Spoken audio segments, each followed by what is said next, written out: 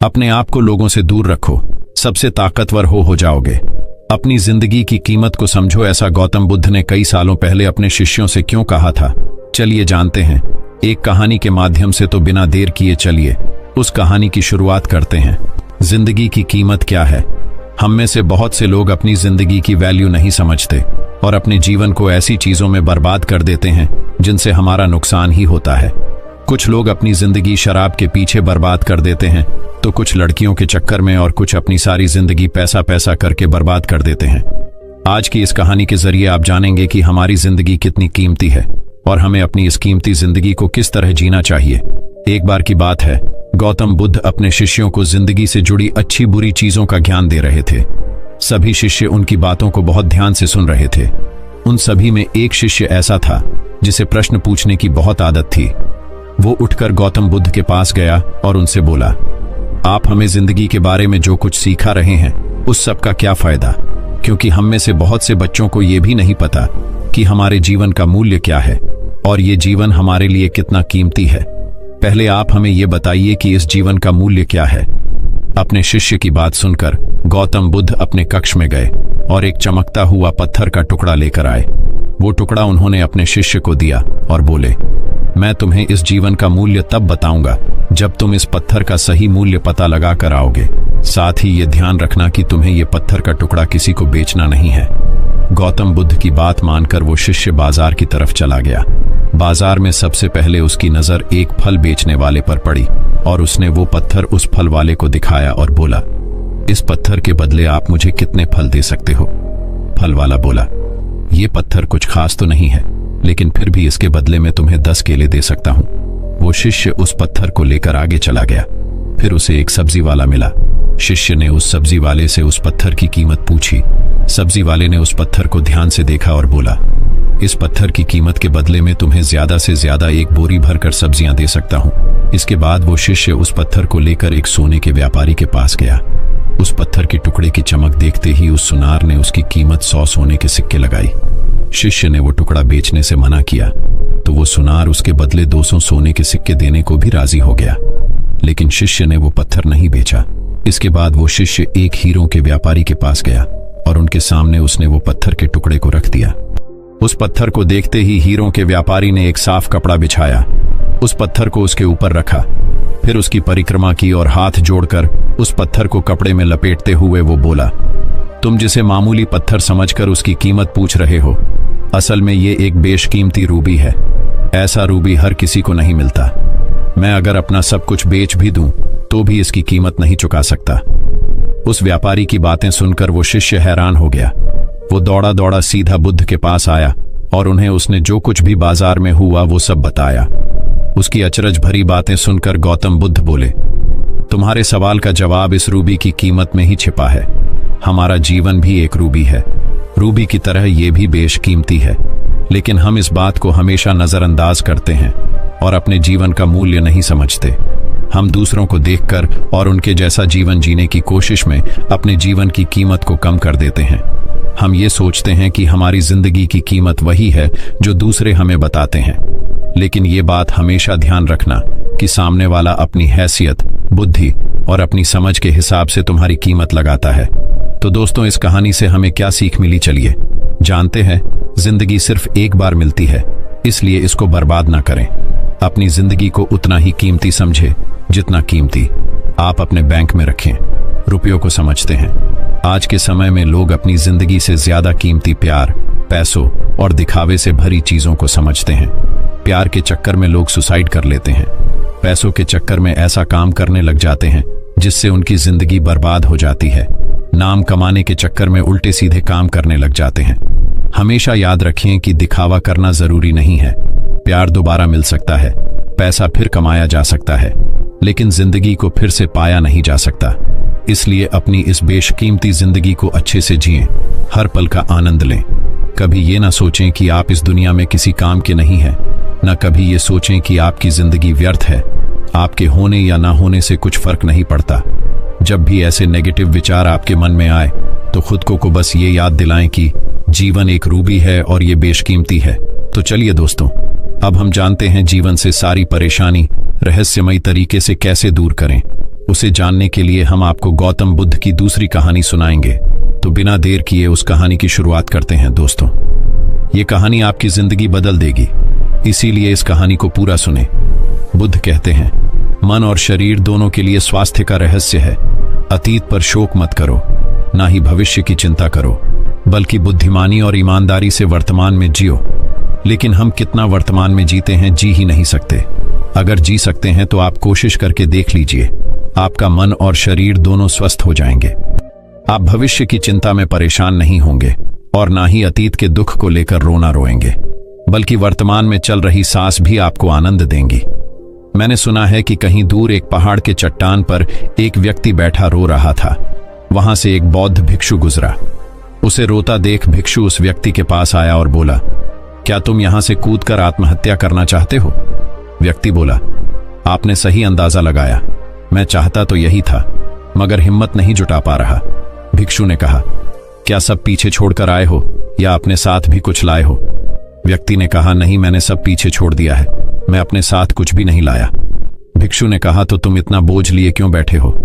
व्यक्ति ने कहा, कौन सा बोझ? मेरे पास तो कुछ भी नहीं है, मैं तो खाली हूं, कंगाल हूं। खाली इंसान तो ऐसे नहीं रोता। भिक्षु ने कहा, फिर तुम कौन से बोझ के तले दबे जा रहे हो, जो तुम्हारी सांसें भी ठीक से नहीं चल रही? तुम आत्महत्या करना चाहते हो और रो भी रहे हो।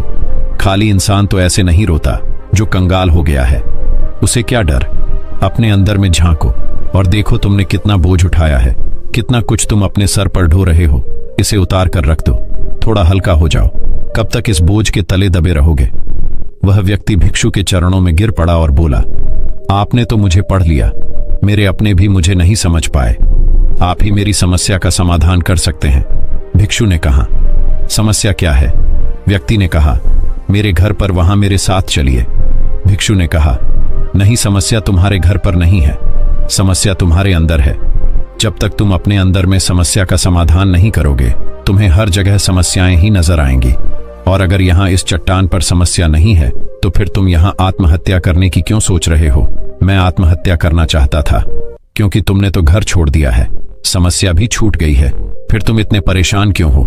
व्यक्ति बोला, आप सही कहते हैं, मैं आपकी बात समझ रहा हूं, कमी मुझ में ही है, इसलिए तो मैं आत्महत्या करना चाहता था। मैं किसी काम का नहीं हूं, मैं जो कुछ भी करने जाता हूं सब बिगड़ जाता है, मेरी किस्मत ही बहुत खराब है। भिक्षु ने कहा, ठीक है, मुझे बताओ कि क्या खराबी है तुम्हारी किस्मत में? व्यक्ति ने कहा, मैंने व्यापार करने के लिए अपने परिवार से धन लिया, उस धन से मैंने व्यापार किया, लेकिन मेरा व्यापार ठीक नहीं चला। शुरू में मेरे परिवार वालों ने मेरा साथ दिया, लेकिन धीरे धीरे जैसे जैसे मैं अपने व्यापार में नुकसान उठाता गया, मेरे परिवार वाले भी मुझसे दूर हो गए। मैं सब उन्हीं के लिए कर रहा था, लेकिन वह मुझे अब इन सब का जिम्मेदार ठहराते हैं। मुझे भी लगता है कि मैंने उन सब के साथ गलत किया। मेरा एक मित्र है, उसने भी व्यापार आरंभ किया था, आज उसका व्यापार बहुत अच्छा चल रहा है। वह कभी मेरे घर आता है तो वह अपने अच्छे चल रहे व्यापार की बात करता है। वह बताता है कि कैसे उसने अपने व्यापार को अपने दम पर खड़ा किया, कैसे उसने मेहनत की और सफलता पाई। मेरे परिवार वाले भी कहते हैं कि देख, तेरे बस का तो कुछ भी नहीं है। अब हालात ये है कि मेरा घर भी गिरवी पड़ा है। भिक्षु ने कहा, क्या तुम्हें पता है तुम्हारा मित्र तुम्हारे पास क्यों आता है? व्यक्ति ने कहा, हाँ, मुझे पता है, वह मुझे नीचा दिखाने आता है। वह यह जताने आता है कि वह मुझसे श्रेष्ठ है। वह चाहता है कि मैं उसकी सफलता देखकर दुखी रहूं। भिक्षु ने कहा, क्या तुम दुखी होते हो? व्यक्ति ने कहा, हाँ, दुख तो होता ही हो। भिक्षु ने कहा, दुख किस बात का होता है, अपने असफल होने का या मित्र के सफल होने का? व्यक्ति ने थोड़ी देर सोचा और बोला, अपने असफल होने के कारण इतना दुख नहीं होता जितना मित्र के सफल होने का होता है। भिक्षु ने कहा, अर्थात अगर तुम्हारा मित्र असफल हो तो तुम्हें खुशी होगी। व्यक्ति ने कहा, हाँ, मुझे बहुत खुशी होगी। भिक्षु ने कहा, अर्थात तुम्हारी खुशी तुम्हारे मित्र के ऊपर निर्भर करती है, तुम्हारी समस्या का कोई समाधान नहीं। तुम्हारा मित्र चाहे तो तुम्हें खुश कर सकता है या चाहे तो दुखी कर सकता है। तुम स्वयं से तो ना खुश हो सकते हो और ना ही दुखी हो सकते हो। तुम अपने मित्र के गुलाम हो गए हो। तुम्हारी समस्या का कोई समाधान नहीं है, क्योंकि तुम्हारी खुशियां और तुम्हारे दुख दूसरों के व्यवहार से आते हैं, तुम्हारे स्वयं के कर्म से तो कुछ नहीं आ रहा। व्यक्ति बोला, ऐसा ना कहें, मुझे आपसे बहुत आशा है। भिक्षु ने कहा, जब हम दूसरों से आशा बांध लेते हैं तब हम दूसरों पर निर्भर हो जाते हैं। अगर मैं तुम्हें कोई रास्ता ना दूं तो तुम दुखी रह जाओगे, और अगर कोई रास्ता दूं तो शायद तुम्हें कुछ मिल जाए। लेकिन अगर आशा तुम अपने से बांधोगे तो तुम्हें सफलता अवश्य मिलेगी। तुम्हारा मित्र आज तुम्हें दुखी करने आता है, लेकिन बातें वह सच्ची ही बताता है। वह अपने संघर्ष और अपने अनुभव की बात बताता है। उसके अनुभव और अपनी बुद्धि का उपयोग करो, उसके संघर्ष का उपयोग करो। दुखी होने की जगह खुशी मनाओ कि तुम्हें घर बैठे कुछ अनुभव मिल रहे हैं। संघर्ष करो, हार मत मानो, कर्म करते जाओ। बुरे से बुरा वक्त या अच्छे से अच्छा वक्त दोनों ही गुजर जाते हैं, लेकिन यह दोनों वक्त देखने के लिए जीवित रहना जरूरी है। और जब तुम्हारा अच्छा वक्त शुरू होगा तब तुम्हारा मित्र तुम्हें अपनी सफलताओं की कहानी नहीं बताएगा, वो अपनी असफलताओं की कहानी बताएगा, ताकि तुम गलत निर्णय ले सको। तब भी अपनी ही बुद्धि का प्रयोग करना। उस समय भी वह तुम्हें दुखी करने आएगा, क्योंकि उसे भी उतना ही मजा आता है तुम्हें दुखी देखने में जितना कि तुम्हें आता है उसे दुखी देखने में। व्यक्ति ने कहा, आप सही कहते हैं, मेरे जीवन को मैं नहीं चला रहा, दूसरे ही इसमें सुख और दुख भर रहे हैं। लेकिन क्या अपनों के लिए कुछ करना गलत है? मैं अपने परिवार के लिए अच्छा करना चाहता था, लेकिन वह परिवार ही अब मेरे साथ नहीं है। भिक्षु ने कहा, तुम सांत्वना चाहते हो। वास्तव में इस दुनिया में सब सांत्वना होना ही चाहते हैं। वे चाहते हैं कि हम कुछ करें तो लोग उसकी प्रशंसा करें। प्रशंसा ना होने पर हम दुखी हो जाते हैं। हमें लगता है कि सब मतलबी हैं। लेकिन अगर तुम किसी को अपना परिवार मानते हो और उसके लिए कुछ करना भी चाहते हो, तो तुम्हें ऐसा क्यों लगता है कि तुम दूसरों के लिए कर रहे हो? भिक्षु हंसा और कहा, यह छोटा सा बक्सा मैं तुम्हें देता हूं, तुम अपने लिए ही कर रहे हो। अगर तुम्हें लगा कि तुम दूसरों के लिए कर रहे हो तो तुम दुखी ही रहोगे, और तुम्हें लगा कि तुम अपने लिए कर रहे हो तो तुम खुश रहोगे। जब तुम अच्छा केवल अच्छा करने के लिए करते हो तब तुम्हें सांत्वना की जरूरत नहीं पड़ती। व्यक्ति ने कहा, आप सही कहते हैं, मैं समझ गया हूं। अब तक मेरी किस्मत दूसरों के हाथ में थी तो खराब थी, अब मैं अपनी किस्मत अपने हाथ में रखूंगा। अब यह अच्छी हो या खराब हो, मैं हार नहीं मानूंगा। फिर भी क्या आप मुझे कुछ दे सकते हैं? जब मेरे जीवन का सबसे बुरा वक्त हो तब मेरा साथ निभा सकते हैं। भिक्षु हंसा और कहा, यह छोटा सा बक्सा मैं तुम्हें देता हूं, इसे हमेशा अपने पास रखना। इसमें एक ऐसा राज है जो तुम्हें बड़े से बड़े दुख से बाहर निकाल लेगा। लेकिन इसे तभी खोलना जब तुम्हारी जिंदगी में कोई राह ना रह जाए और तुम्हें लगे कि सब व्यर्थ है, मेरी बातें भी व्यर्थ हैं, यह दुनिया व्यर्थ है, यहां रहना भी व्यर्थ है। भूख से उसके माता पिता की मृत्यु हो गई। वह व्यक्ति उस बक्से को लेकर चला गया। उसने भिक्षु की बात पर अमल किया और व्यापार आरंभ किया। उसका व्यापार अच्छा चला, उसका जीवन भी अच्छा बीत रहा था। परिवार वाले भी उसके साथ आ गए थे। अब वह जो कुछ भी कर रहा था सब अपने लिए ही कर रहा था। भूतकाल का रोना भी वह छोड़ चुका था, भविष्यकाल की चिंता भी वह नहीं करता था। वर्तमान को सुधारने में लगा रहता था। लेकिन वक्त बदलता है, अच्छा समय हमेशा नहीं रहता और बुरा समय भी हमेशा नहीं रहता। उसका अच्छा समय भी समाप्त हो गया। उसके राज्य पर किसी राजा ने चढ़ाई कर दी। उसका घर तबाह हो गया, व्यापार तबाह हो गया। उसे अपने परिवार के साथ वहां से भागना पड़ा। उसके पास खाने के लिए भी पैसे नहीं थे। भूख से उसके माता पिता की मृत्यु हो गई। वह अपने पत्नी और एक छोटे भाई और 2 बच्चों को लेकर इधर उधर भटक रहा था। उसके बच्चे बीमार थे, उसे पैसा चाहिए था, लेकिन उसके पास कुछ भी नहीं था। तब उसे लगा कि सब व्यर्थ है, उसका जीवन व्यर्थ है, इस पृथ्वी पर सब कुछ व्यर्थ है। सब बातें जो भिक्षु ने कही थी सब व्यर्थ है, किसी भी बात का कोई मतलब नहीं है। अंततः जीवन समाप्त ही होना है, तो फिर जीवित रहकर क्या फायदा? जब वह यह सब सोच रहा था तब उसकी नजर उस छोटे बक्से पर पड़ी जो उसे भिक्षु ने दिया था। उसने उसे खोला। उसमें एक पर्ची थी जिस पर कुछ लिखा था। उसने उसे पढ़ा और जोर से हंसा। उस पर्ची पर लिखा था, यह वक्त भी गुजर जाएगा। उस बक्से में एक सोने का सिक्का था जिससे उसने अपनी नई जिंदगी की शुरुआत की। हो सकता है आपके पास वह सोने का सिक्का ना हो, लेकिन आपके पास हिम्मत तो है ना कुछ कर ही लेंगे। दोस्तों, आगे बढ़ने से पहले ऐसे ही और बेहतरीन कहानी देखने के लिए हमारे चैनल को सब्सक्राइब कीजिए। उम्मीद करता हूं कि आपको यह गौतम बुद्ध की रहस्यमय कहानी उनसे कुछ सीखने को मिला हो। ऐसी और कहानी सुनाने के लिए हमारे चैनल को सब्सक्राइब कीजिए और इस वीडियो को जितना हो सके उतना अपने दोस्तों के साथ शेयर कीजिए।